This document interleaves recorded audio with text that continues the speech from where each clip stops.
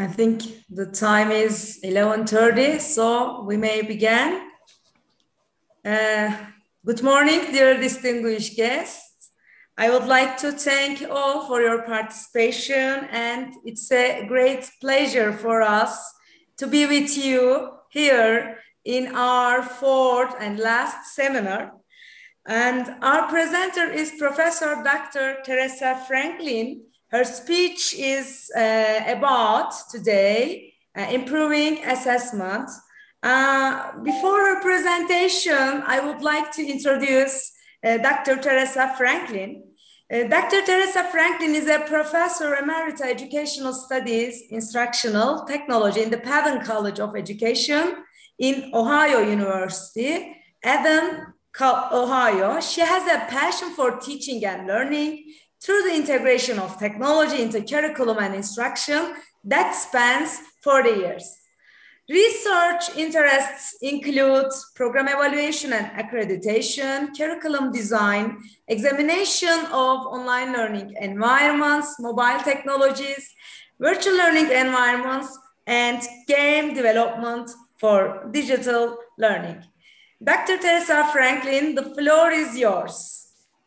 Well, thank you, and good morning, everyone. It's a pleasure to be here with you. We are actually looking at our fifth professional development seminar. So we've been very busy in the 3.5, 4 weeks we've been here. And so we're going to finish up today with assessment and thoughts on preventing cheating. Because as we've moved online, we've actually noticed in the United States that we've had a greater amount of cheating. And so we're going to talk a little bit about that because you have a pretty extensive online presence here as well. So as we move forward, let me get my mouse to work today. We're going to talk about analyze the use of assessment planning tools to support learning. We're going to explore formative, summative, direct, and indirect assessments, and then analyze issues surrounding cheating on assessments and exams. And finally, we're going to again connect to quality assurance and how planning, execution, and self-reflection can improve quality assurance. So I think I need to begin the discussion about assessment with a little bit different take on our learners, because I've talked a lot about learners in this process, but today I want to really talk about how this group is different. I heard a lot of people here call them alpha. In the United States, we tend to call them Gen Z. But the really critical piece about this is that they have very different expectations than students that we have had in the past. This group lives on their cell phone. They spend 7.5 hours per day on the phone. Can you imagine? I mean, that's like our 8-hour workday. Learning takes place on a phone. They look up everything on the phone. They are checking you as you talk in your lecture to see if they agree and see if others agree. They have a very public identity. They're not that concerned with internet privacy. And you'll often see that institutions have trouble with their IT systems because of their lack of internet privacy issues, and they don't use passwords effectively and things of that nature. So that causes some security issues on campuses as well. They have a very personal identity of who they are and what they believe about themselves and what they believe they can do. Now, sometimes this is inflated view of their identity and their agency, but they still have already set in place a notion of who they are. They have a very collective identity as well. If you notice, they move in packs. They have groups of students that go from place to place together, and they typically have the same values and same beliefs in the world around them. They are much more what we call a tribe than what has been seen in the past with learners and with students. And so we actually call this a tribe identity. They have a valued participation. They engage in shared practices and shared experiences. They love to game, and everyone says, well, they love to play, but actually what the research tells us is they like to watch as much as they like to play. So you may get a group of them together with 1 or 2 playing and everyone else watching. So they love gaming, but they like to watch just as much as they like to play. Learning is very visual. This is because of YouTube and all these different ways in which they can get video, TikTok. They watch 23 hours a week of viewed video from YouTube. And so they have a high concentration on their phone and a lot of video that they view. They are moving from individuality of work to collective work. So this is where we're going to see a group of learners that are much more interested in working together in groups. And so we'll have to really work on that team-based approach to our learning. And they also believe that learning can happen anywhere, whereas we tend to think of the learning as happening in our classrooms. It can really happen anywhere, on blogs, social networks, new kinds of media. There are news segments coming up everywhere on the internet. Almost every single day there's a new news station. Whether it's a credible one or not is a question, but there's still more social networks, more news available for them. And teaching them how to use this so that they understand which ones are credible is going to be a significant part of everything you do every day with them when you're working online. And expertise, they no longer see the faculty member or the professor as the expert. They believe they're an expert, but they also check the expert. And so expertise can come from many others on the internet. This has been a situation that I have exploited with my students from time to time, because I have asked them to contact other people who are experts in the field kind of cold and email them and ask them questions or try to engage with these people. And that has actually been very successful and has helped students see that there are other experts as well that agree with me, agree with what I'm doing. And so it's kind of an interesting thing. Use that expertise of coming from many to help work with your class and help engage instruction in your class. Because I had one situation where a person who was an expert in distance learning actually got the email and then contacted me, said, I want to speak to your class online. And so we had a really interesting conversation within our class setting. We also know that the future of learning is very connected. That is, we are all able to connect with one another. We still have some internet blind spots or internet places where we're not getting the bandwidth we need. This is going to continue to be a problem because we're always needing more and more bandwidth with each new group that comes onto the internet and the more people that move toward that group. So we are connected, but we still have access issues. It's also more complex. The way we work can be on-site, off-site, could be a hybrid version. I've kind of experienced all that while I've been here on campus, but that's a normal part of everyday life at Ohio University. And so you have a very complex work situation. You have students who may be working and getting their internet at work. And so they're staying at work to do some of their actual coursework. So it's going to be complex in how we get to this connected environment, how we use that connected environment, and how we then work with one another. And so that adds a layer of complexity to what we teach. It's also what we call fast and deep. That is, that new content is coming on board very quickly. And that content adds to layers and layers of content that's already available on the internet. And so being able to do a deep dive into the internet and find content that's actually viable and credible is going to be a strong skill that learners are going to need. The other part of that is that because it is moving very fast and becoming very deep through the layers of content, we also have to realize that some of the work that we do in our classrooms will require that we ask students to do that deep dive and that they work down in the internet into deeply thinking critically about these sites that they are using. And then last, we're going to have to adapt to disasters. We've got different kinds of storms. The storms are stronger than they used to be. Our hurricanes are stronger. The winter storms of snow are stronger. We're seeing more fires, forest fires all over the world. And so we're going to have to learn to adapt to disasters. And one of the biggest ones we've had, of course, is the pandemic. And it's how do we adapt to these different and changing conditions around the world. So we have to really work with our students to help them to be curious, to be creative, and to have perseverance and resilience. We've seen that during the pandemic, sometimes students have had mental health problems, so we need to work on their ability to persevere and be resilient when there are disasters and adapt to those changing times. But we also need to really fuel curiosity and have them learn to ask questions. Lots of times students sit in class and never ask questions.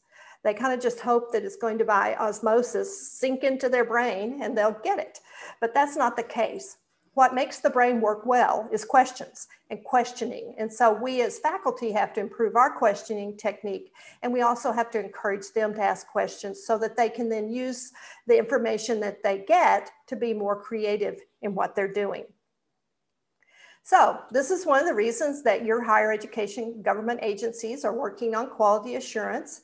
It's also the reason your institution is working on quality assurance and why we're working to align learning outcomes up and down through the institution, and the need to be accountable to the government and taxpayers for money spent on education has become more and more important across the world, because sometimes taxpayers see universities as being people who have lots of money to spend on lots of things, which is, in my experience, traveling to all the different institutions I've been to, is not the case. But taxpayers sometimes see it that way. And so we have to be accountable to them so that they understand that we're using their dollars wisely. And we are working with students who are going to grow over their 4 years at the institution and then be a valuable citizen and employable. So let's start off talking about assessment. First of all, you're aligning your course activities to outcomes, and these learning outcomes should be aligned to assessments. They should also be aligned to instruction, and your assessments and your instruction should be aligned. There should be no question to the learner that when they are in your course, these are the learning outcomes that you expect them to learn. These are the assessments that are going to occur that also reflect those learning outcomes. So there should be a direct alignment between learning outcomes and assessments. And in many cases, institutions often ask faculty to put the learning outcomes that assessment is going to meet at the top of the assessment. That's been a trend that we've been seeing in the United States and in England quite a bit. So there's a real look at the learner and their understanding that they are connected to learning outcomes, assessment, and then your instruction. And that your instruction is also teaching the content, the information, all the facts, figures that need to go with that particular content in your discipline. So let's talk about lecture priorities versus student priorities. So lectures typically have a planned curriculum. You've planned your curriculum. You're going to teach that this semester. You've got your teaching activities, and then you have your assessment. It's pretty 1, 2, 3. Students, however, look at this very differently. Students look on the syllabus for the assessment. What are they going to test? Then what are those activities I need to really pay attention to so that I can pass the assessment?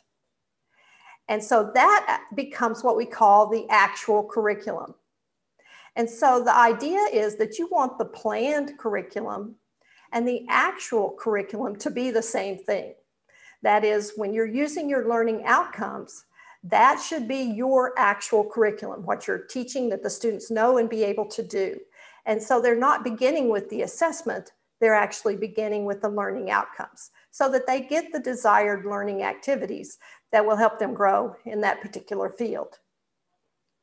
We've talked quite a bit about curriculum design, but I just wanted to kind of reinforce that one more time, that we have our program learning outcomes, we have our course modules with learning outcomes. Then these learning outcomes help us decide on our teaching and learning activities. They help us also decide our assessment, in which we have criteria and then feedback. And of course, our learning outcomes are driven by what we know about cognitive learning, about psychomotor learning, and also the affective domain from Bloom's taxonomy.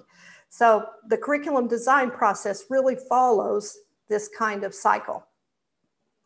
So looking at assessment, what we need to remember is that assessment has a very powerful effect on what students do and how they do it. It also communicates to them what they can and cannot succeed in doing.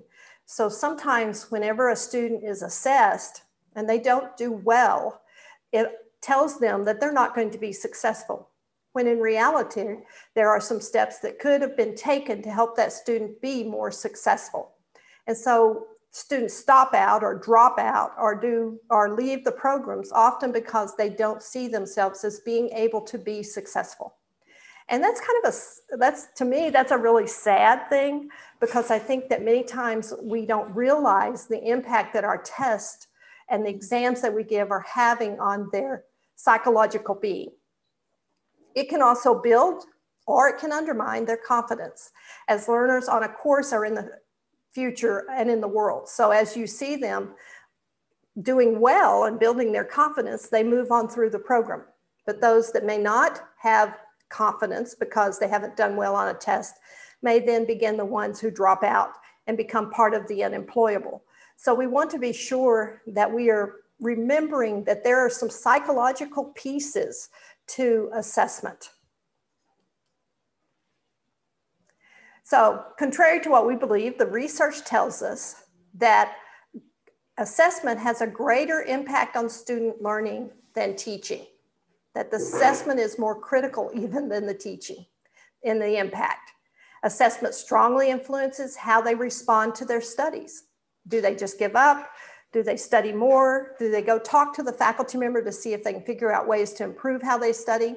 We find that first-year students or level 1 students tend not to go visit their faculty member. They're afraid of them. They don't see them often as a friendly individual on campus who can help them or help them online. And they may be in a situation where they can't stay to talk to that faculty member after class or after the day is done or at office hours, because many faculty don't offer online office hours. And so you have this situation where the student may not feel they can go and speak to the faculty member, and therefore they don't actually learn some techniques that would help them be successful. Assessment also signals to them that their lecturers regard what they regard as important and what they should pay attention to.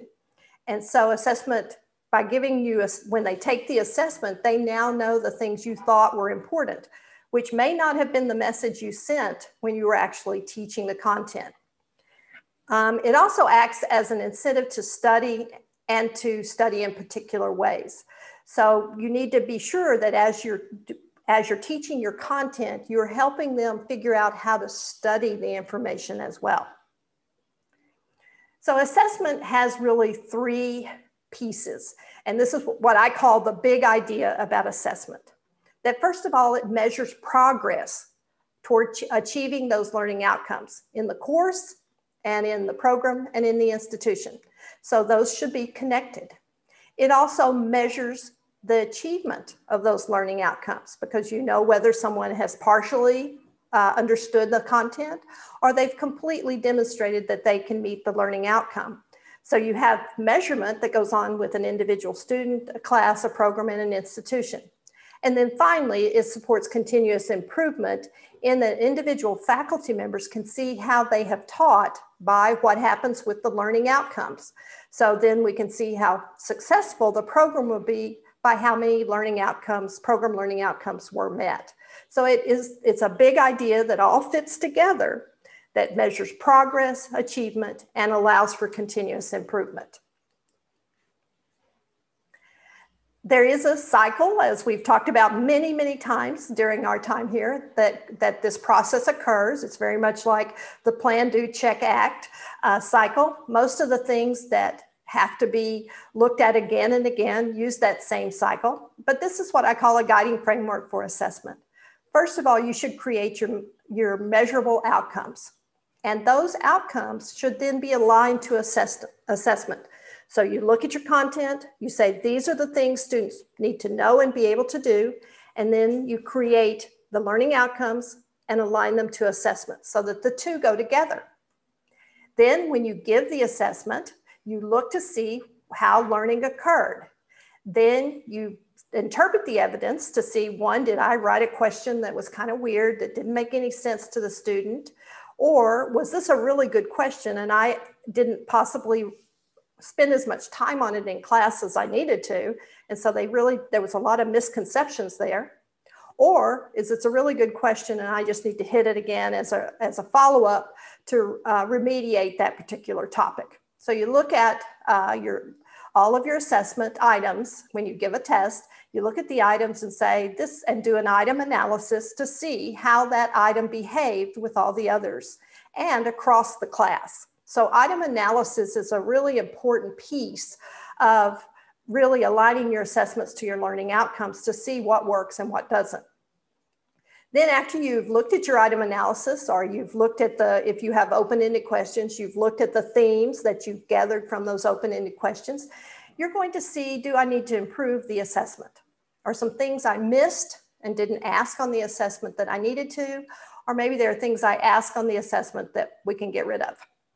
Then once you do that, you evaluate the effectiveness of the assessments used and make all your improvement. So you have this continuous cycle that you should go through with each and every assessment. Assessment really has 4 roles that it plays when you talk about promoting student learning. First of all, it improves feedback of how the academic program can be improved. So you can look at your assessments and say to yourself, well, this is an area we need to work more on. Or maybe when they take the next course, that faculty member says to you, you know, the group didn't seem to understand X. And so maybe you two get together, you and the other faculty member get together and say, oh, we're going to improve this by changing how we present it this way or how we assess it this way. So it really tells you about your academic program. Second, it offers faculty members, staff, and other decision makers an opportunity to see the impact of the academic program on the development and growth of students. So it can inform the institution. It can prove that the program is working well to you, to the students, and to the faculty, other faculty on campus, and to the institution. So you have now this evidence that's available to prove that the program is working well. And last, it can support the campus in decision-making for accreditation or program review and allowing you to continue the continuous improvement cycle. Now, I do want to note, I think I've talked about this before, but just to remind you that I do cite where this information comes from, and you can take all those little citations and read about this information further if you'd like. They are on each slide. So questions for effective program assessment is, what are you trying to do? What do your students know and be able to do? How well are you as the academic staff or the faculty member doing it? And when you get the answers to 1, 2, and 3, that's how you improve your course. And say to yourself, is my assessment doing what I expected it to do? Does it exist to do this activity? So getting started. First of all, you have to decide when your assessments are going to be conducted. Are they midterm, each semester? Are they yearly assessments? It might be an assessment that is for the end of an entire year. Where are they going to be conducted? In our campus, you can have them on the main campus. You might have them off-site at a regional campus, or we might even allow them to be online. We do a lot of online testing as well. And then last, we need to think about which method are we going to use? Are we going to use a direct assessment or an indirect assessment? A direct assessment requires the students to demonstrate their learning, and that's the one you're trying to get those learning outcomes. You want them to demonstrate the learning outcome. And performance of learning is directly assessed, either assessed by observers or by an instrument or an activity that demonstrates their learning. Indirect, you're looking at their perceptions, and these are satisfaction surveys, and inferences can be made about their learning from those kind of surveys. So when we look at direct versus indirect assessments, direct assessments are the what, such as, student behaviors are products that demonstrate mastery of the learning outcomes. And they usually are exams or quizzes, papers or presentations, projects or portfolios, maybe a recital if it were if you had a music college, an exhibition, or peer evaluation.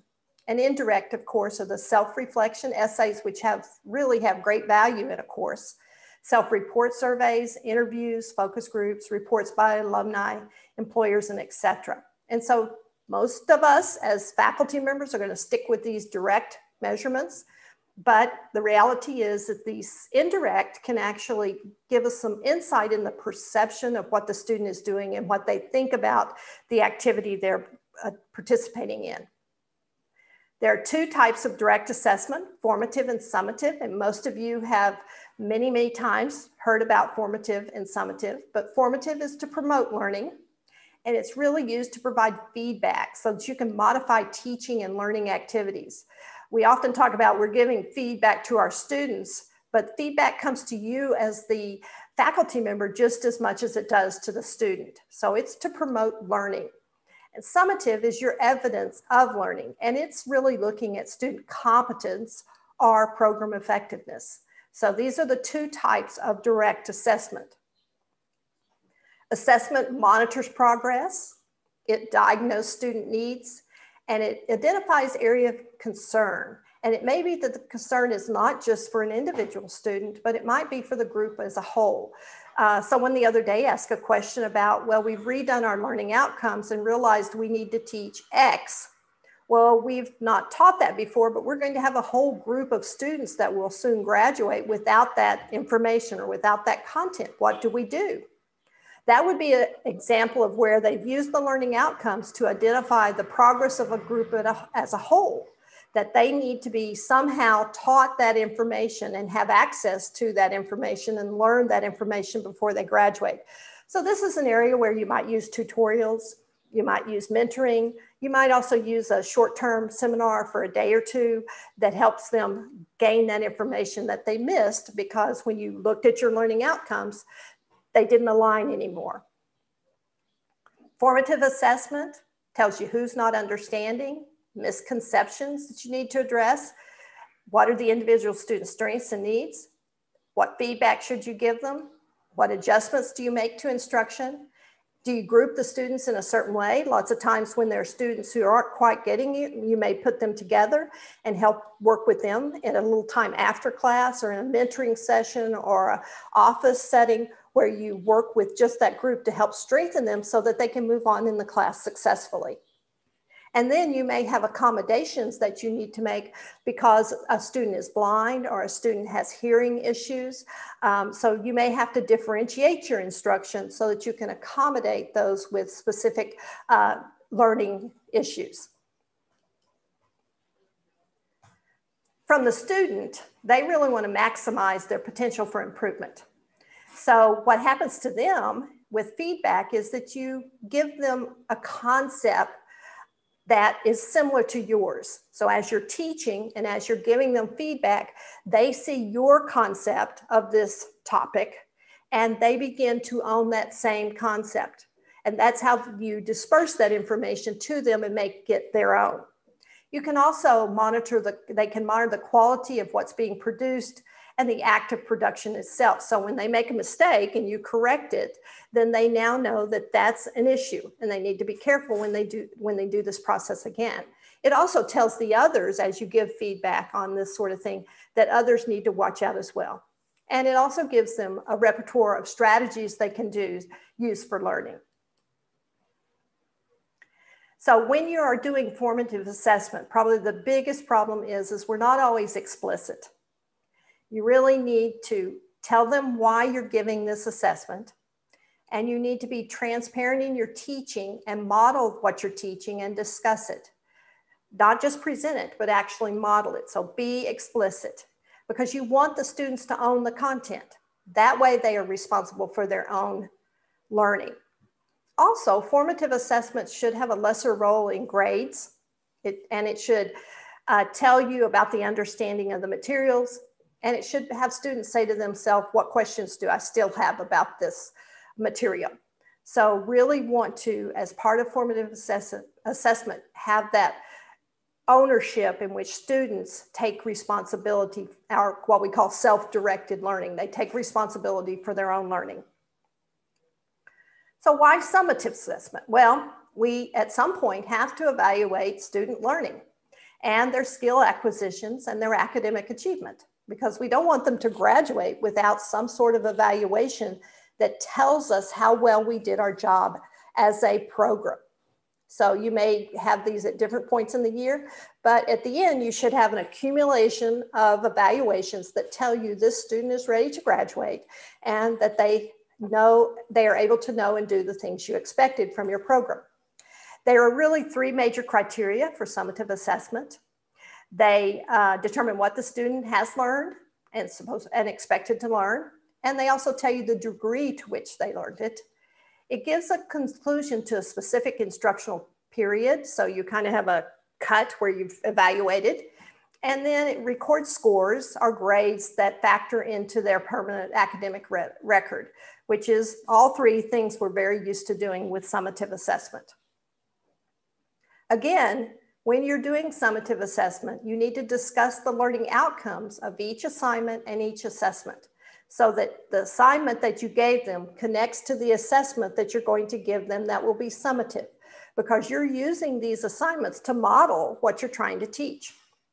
Be transparent. You might want to use some sort of planning tool that we talked about when we did the curriculum design that shows how your course connects to the program and to the university. Students should be aware of this. You should show them this information so that they know that learning outcomes are critically important to them and they pay attention to them when they get their syllabus. You should also, again, increase student ownership. How does this course content connect to their real world of work? Excuse me just for a minute, take a drink. Let's talk about formative and summative assessments. I've kind of put together a little list for you so that you could think about things that would be considered formative and things that are considered summative. Assessments that occur during the course program or ARC program are called formative. We've talked about CATs, climate surveys, pre and post tests, reflection papers, group feedback, competency checklist where you look at skills. Maybe a student portfolio, may have group informal feedback on teaching. You might have classroom feedback. You may have analysis of test items. These are all formative assessment activities that guide teaching and learning.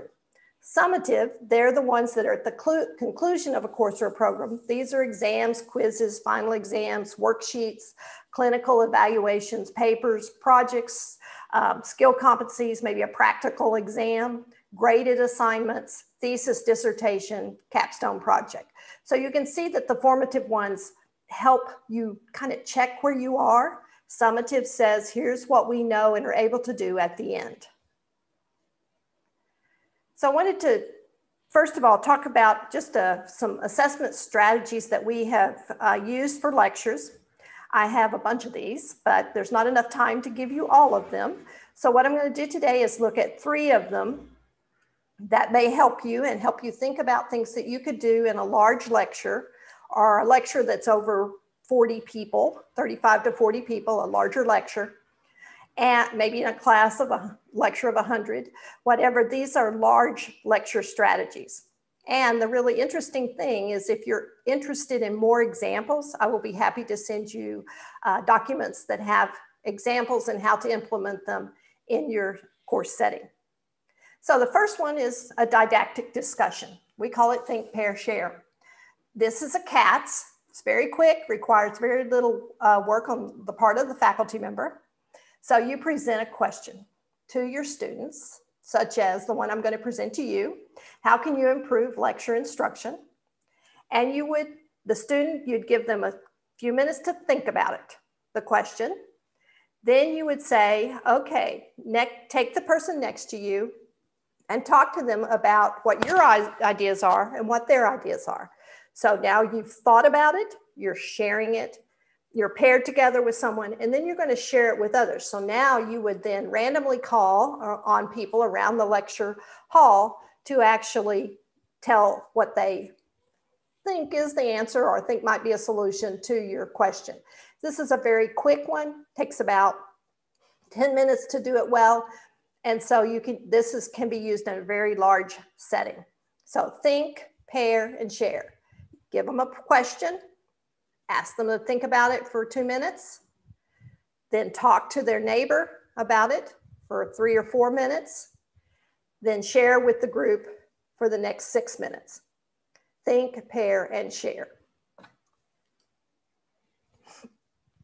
The next one comes from concern when faculty feel, excuse me, students in the, goodness, I'm having trouble this morning, my voice. That students in the lecture are not getting feedback on their working time so that they can really develop those upper level thinking and application from theory to practice. And so what happens is a faculty member might have a goal for students to work in small tasks during the lecture, enhancing that application process. And then they want students to give one another feedback. And once the students receive the feedback from the lecture, it's more immediately and directly focused on the classwork tasks. So this is the goal for this particular problem. So students aren't getting the information, feedback fast enough to develop their thinking and application skills. Class strategy. In the class time, the lecturer hands out advanced tutorial questions. So you hand out a question, you give it to, or you could even flash it up on the board with PowerPoint or write it on a whiteboard, but the students are given some time to complete the question as fully as possible. After they've had the time to answer the question, they pass their paper down or across the row so that each student ends up with someone else's paper. And they give them a few minutes to read that particular answer. So students have different papers, they have other people's papers, and they are reading them. After they finish reading them, the lecturer then uses what we call chalk and talk. That is on your overhead projector or your whiteboard or whatever device you use to present information, you go through the question and talk about possible answers, while students review their work or the other person's work, the peer work, and raise questions. This allows students to have an opportunity to think about how their answer compared with a peer's answer. And then is mine right or is the peer's right? And so you have an opportunity for them to look at some different ways that the question might be answered. So it encourages students to engage differently with one another and with the lecturer. So now, not only are they, in a sense, grading their peer, but they're hearing what the lecturer believes is also the correct answer or the correct solution to that problem. So you're out of that traditional format of just lecture. Feedback is given by both the peer and the lecturer, because as the peer is reading it, they are writing down why they think the question might be wrong or might be right, or questions they have about what's on the paper. And really the task-oriented lectures become much more interactive. So this one, you're not just sitting and listening, you're actually working on someone else's work. When the work comes back to you, you now have all those comments from the peer and where the peer took down information from the lecturer. So you're not just listening. This is a very effective strategy for helping to develop understanding and getting rid of misconceptions on a very difficult topic. So I want you to think about this. Could you devise an in-class writing exercise that students could then discuss with their peers and with you, that encourages them to be more actively apply the theory or problems, or posing problems and finding solutions? Can you, on your chat, actually give an example of how of a topic that this strategy might be used in that we just viewed? So in the chat, I'm looking for examples of how you might use this in a lecture situation and apply what we just discussed. I'll go back to it one more time. So class strategy, the lecturer hands out a tutorial question. So a question that she's going to be working on, or he's going to be working on during that class period. Students have some time to complete the question as fully as possible. The lecturer then uses a chalk and talk to compare what the student answered, the peers answer, and their faculty or a lecturer answer. Can you think of something? Give you about 3 minutes to think about that, 2 to 3 minutes.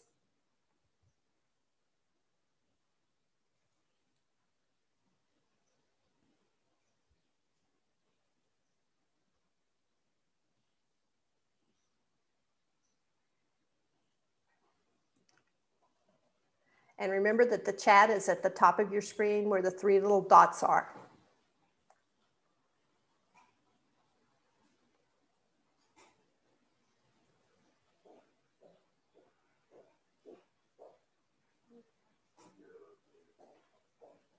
Okay, so if you were an education faculty, we've got one of how did you learn to teach? So that might be a big problem that you're asking students to solve. How would they learn to teach? How do they see their faculty as learning to teach?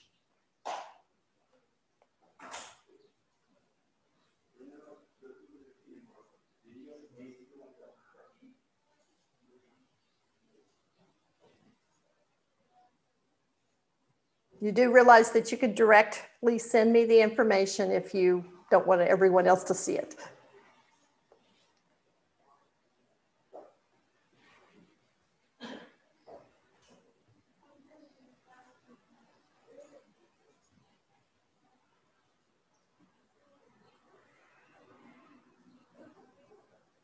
Oh, this is a good one. How can we include the students that are not that don't volunteer to speak? How could you include them? So students would then write their answer, pass it to a peer. The peer would look at that. Then the lecturer would chalk and talk about it. And that would give the cycle in which now the students have voiced their opinions about volunteering to speak. The peers have said, oh, I agree, but there's another one, so let me write it in. And then the lecturer could actually also talk about this as on their whiteboard or their projector. The really interesting thing is this would be a great thing to do at the beginning of a course to actually help students understand their responsibility to, I hate to say volunteer, but their volunteer to speak, their responsibility to be part of the class and interact with questioning. So that was a good example, especially good one for a beginning of a course.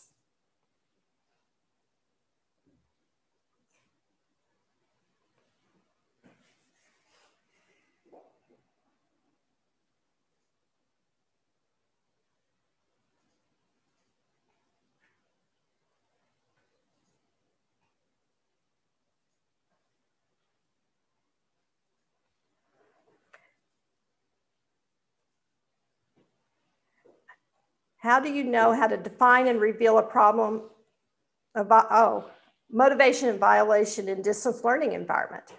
Okay, one of them is, do you know how to define and reveal a problem in a given topic? And then the next one is, how do we provide motivation and volition in the distance learning environment? Both of these questions that could be used. Now, this one that says, do you know how to define and reveal a problem in a given topic might actually, if you're asking me, what I would do is create a problem. If I have a topic that I'm teaching, for example, I often teach how to assess online learning. So I might say to students, we've been talking about assessing online learning. Today, I want you to tell me what the barriers are to assessing online learning and what you believe are the most engaging practices for online learning assessment, and see what they would have to say about that. And what do their peers have to say about that? Because there are some things that we know from research that actually work and don't, but it'd be interesting to see if they realize that as well. So I would probably ask them about that particular problem, the assessment problem when you're in online learning settings. What ideas can you consider about the societal effects of the pandemic? Really timely one for the group right now. Very good. So these are all good ideas. These are questions that could be handed off to a student. The peer could also check the student's work. The chalk and talk would be part of that checking students' work for misconceptions, and then it would be returned to the original student. So good class strategy, one that can be used in lots of different ways. Might want to use it at the end of a class to actually see if the students have understood what you've been teaching. Can they tell you 3 applications of that day's lecture in the real world and explain them? So you give them, 5 to 8 minutes to work on writing it down, pass it off, give them 2 or 3 minutes to read it, make their comments, and then use the lecture kind of recap ways in which that would be applied in the real world. So there's some different class strategies for this kind of assessment. A formative assessment that helps you check on your teaching, check on the students' learning. Okay, thank you for all of you who participated. The second example is students were introduced to the diversity and complexity of problems and issues in environmental researchers and professionals confront and work with at local and global levels. So here we have an environmental science faculty member who has been lecturing on diversity and complexity of problems and issues of environmental research. What do professionals do in the real world, and on local and also on a global level? Students must learn to think interdisciplinarily. So she's looking, or he's looking, for interdisciplinary work. They need to be creative and critical in ways in order to solve problems that occur in dynamic, integrated environmental systems. So here, the concern is that the students may not understand that environmental science requires many disciplines to work together. And so the faculty member is doing this one, or has this suggestion. Her goals were to enhance students' understanding of the work beyond simple comprehension, because she wants them to move up Bloom's taxonomy, promote active and critical thinking about both the theoretical and applied aspects of the course content, and give students a more experiential sense of what kinds of responses are acceptable and valued in terms of assessment criteria. So she's teaching them three things. She wants them to do more critical thinking. She wants them to be more active in applying the theoretical parts to the real world. And she wants them to understand that some answers are acceptable and valued and others are not. And so here's what she did. She asked the students to design their own test questions. So they write the test and then peer assess one another's test answers. So the students actually write a test question. She gathers them all up, puts them into a test format, and then peer assesses one another's answers. The questions on the test were short answer questions ranging from 1 to 10 points. Students are given clear guidance on the desired format of the questions, as well as what kind of questions to design for the test.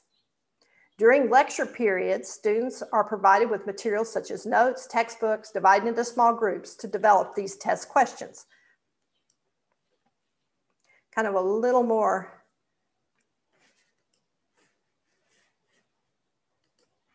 So the criteria, this was the criteria of what she did. She required the students to develop the questions at a range of levels in terms of Bloom's taxonomy. This encouraged students to design questions that tested higher cognitive engagement rather than just memory and recall.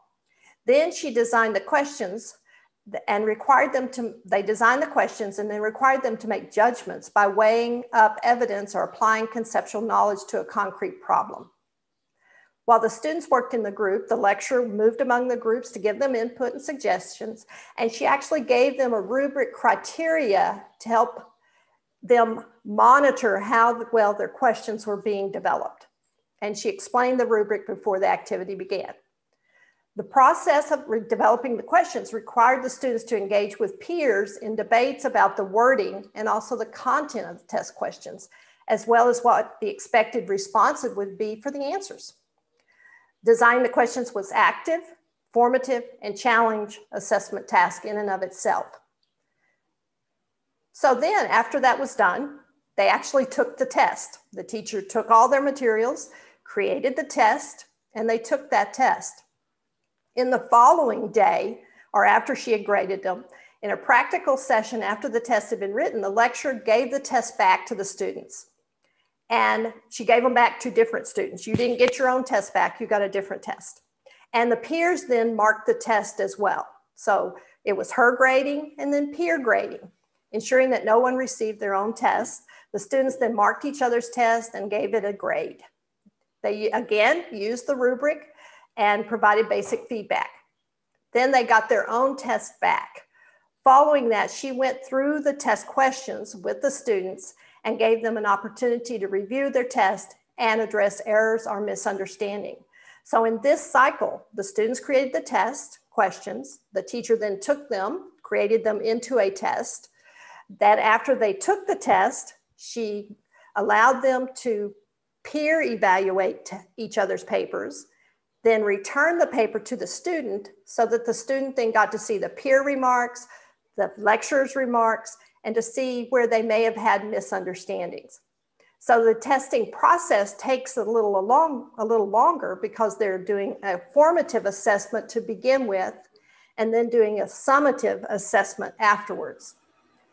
So what this did, it really facilitated space for a debate and a discussion about why certain answers were not acceptable or received low marks. They had to engage critically with their peers' work and with their own through the marking of the test.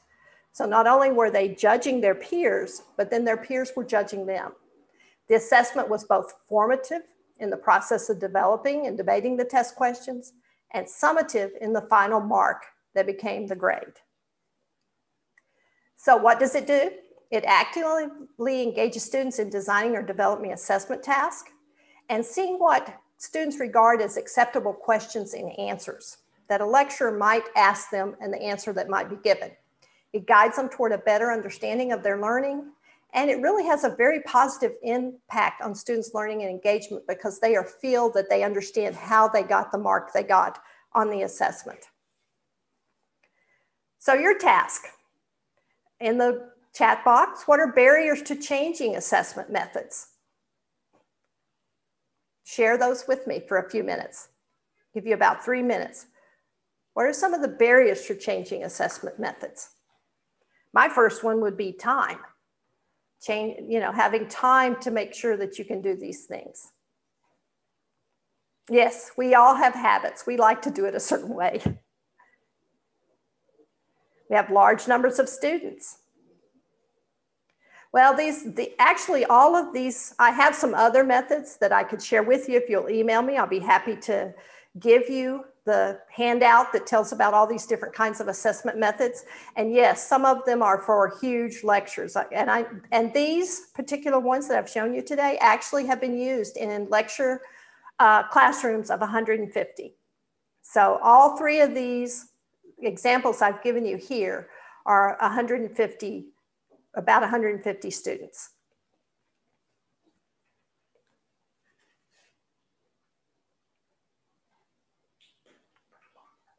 Yeah, having time to offer good, solid feedback is always a barrier to assessment at all levels, whether you have a small class or you have a large class. Giving strong feedback that will make sense to the student and help them improve is always a barrier to changing your assessment happens. Common courses and different teachers. We have the same issue in the United States because we have some courses where we may have 10 or 15 sections because they go across all the university at level 1 or level 2 or whatever. But what we do is we bring all of our faculty members together. They give the same test. They talk about how they assess it. They do the same activities. So the classes are really very much the same no matter who is teaching that particular class. So they should get the same learning activities. They should get the same kinds of assessment. They should go through the same activities of formative assessment and summative assessment. But that is because we have a leader. When we have courses like that, we have someone who is the course leader who makes sure those things happen, because we want them to have the same experience no matter which section they are in. Now, that's asking a lot, because you do have some people are just better at connecting with students than others, but as faculty members, but you do want them to have a similar experience, have the same opportunity to learn the same content. Yes, and you do have regulations over some assessments. So let's kind of end this with our thoughts on cheating, because we have assessments. We also have people who cheat. That's something we all know happens. If you don't think it happens, then wow, that's naive. So we've been working online. And so in the United States and in other countries, because I've worked with some other groups on this, we're looking at how to proctor online exams. In our particular case, we use Blackboard as our LMS, and it has the ability to deliver different kinds of tests across across the internet through distance learning. But sometimes we have some groups that are getting their licensure, and we require that their online exams have a proctoring software that actually watches the student's face, listens to them talk. They have multiple cameras so that you can make sure that they are not cheating and that they maintain academic integrity when they are taking these exams, because these are licensure exams. And so I'm sure that probably you guys have had this example as well. But one of the things we have discovered in even doing all that, because there's a fee for proctoring software, so the students pay an extra $100 a semester to be able to use the proctoring software when it's time to take the exam. So we found that all exams, even those that have proctoring software, have the potential of cheating, that the academic integrity may be compromised. In large part because of cell phones, because we have to figure out how to keep, don't have a cell phone available so that students can use it. Virtual live proctoring technologies are very expensive. We do have some of those that we have used as well. And typically they're not part of the instructor's institution or LMS, and so they cost quite a bit to have a person who comes in and proctors them the students live. But even with a live proctor standing in the room, walking up and down, students will still cheat. And we've also found that sometimes when students participate in these online proctors where they have multiple cameras, that it negatively impacts their performance. And looking at some of the research, we've seen that their scores decline. They actually don't do as well because of all this virtual proctoring that's going on. So you have some things to think about and some issues that have to do with proctoring and cheating that come into play when you're doing a lot of online work, as we've been doing in the past year.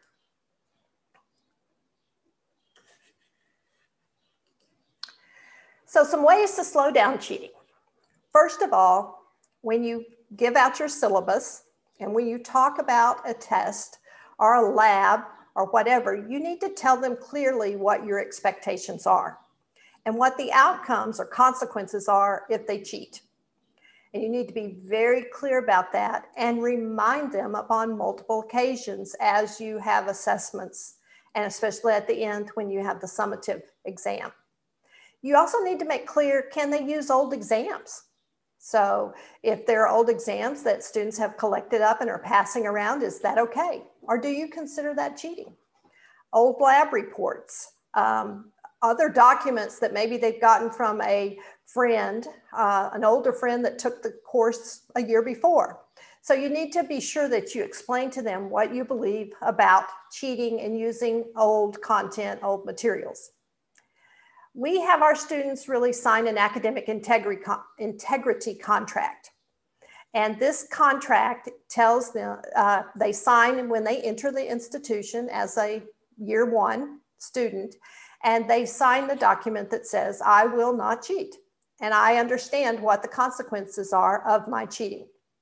We have a group, a judicial system that when a student cheats, they are sent to, and the judicial system decides what the outcome is.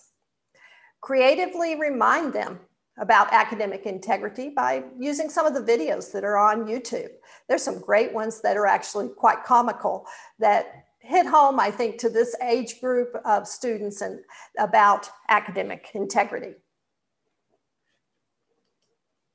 Create questions that require higher order thinking skills. So really use Bloom's analysis, synthesis, and evaluation levels. That makes it much more difficult to cheat because you're not asking for rote information. You're asking for an analysis of something, to synthesize that information, and then write down an answer. Use different question types, not just multiple choice and true and false, but also open-ended questions. Reduce temptations to cheat by using multiple versions of the test and making sure that students sitting next to each other do not have the same version of the test. And we have been known to even turn off the Wi-Fi in the area when there is a test going on, especially a high stakes test, such as licensure. So have them turn off the Wi-Fi in that particular area. That way students cannot use their phones, or it limits some of their use of their phones. Restrict the testing window. Like on-campus final exams, when you're giving them through technology, be sure that you give it at a certain time and that is the only time the student can take the test. Set up the exam to show one question at a time so that they're getting one question, answering it before they move on. And don't allow backtracking so they can concentrate on the one question, answer it, and then move to the next. Now, this one is one I have a little bit of trouble with because I sometimes think that as you move through a test, you realize 4 questions back that maybe you didn't answer that one correctly because something in another test question triggered you to think about that question again. So this one I disagree with somewhat. I think it depends upon the high stakes of the test and also how much I'm trying to use maybe a midterm exam for a formative assessment rather than a summative assessment. Always change your test sequence so that students have different questions in different orders. So not only are you giving them a different test, they'll have a different test with a different organization of the exam questions, because that way they can't look over each other's shoulder. Offer different versions of the same test. So maybe one test has a certain number of open-ended questions at the beginning, another one has open-ended questions at the end. Not a chance to retake on a campus final exam, and you should use the same practice online, so don't allow them to take the test again. Plan for technical issues when you're using technology. What's your strategy and how do you reach out to that student whose internet went down during the middle of the test? So you need to have a backup plan. So my final thoughts today are that we as academic staff really have a role in cheating because we are part of the problem. We need to talk to our students about academic integrity and professional ethics and what they mean, not only just to their career, but to the world at large. We need to show them that academic integrity is not just another rule, that it is part of what makes the institution work. And you need to report the cheating when you see it. Most of the times in our situation, we see that faculty ignore it or they try to handle it on their own. But really, it takes the entire campus taking care of the cheaters, sending them to a judicial review or to the dean or whoever would be the next person that would take care of it, and have them take care of the consequences so that it's out of your hand as the academic. So you cheated, you go to the dean is going to merit whatever response there is to that problem. And so you need to report cheating so that students know that cheating is not acceptable and it has consequences. If everyone does that, then everyone on campus begins to see that academic integrity is indeed important. And that's why it's best that we do not take care of it on our own, but that we actually report it. So are there any questions about today's discussion or any comments you'd like to make as we finish up?